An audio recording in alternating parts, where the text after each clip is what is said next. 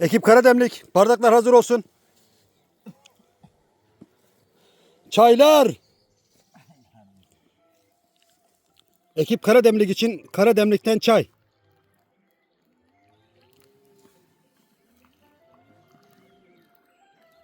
Hint paketi gibi oturuşu yani. Allah. Allah rızası için.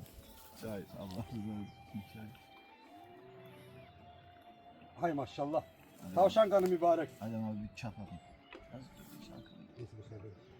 Mümkün bardak yıkamadan gidiyor. Zehirlenme anlam.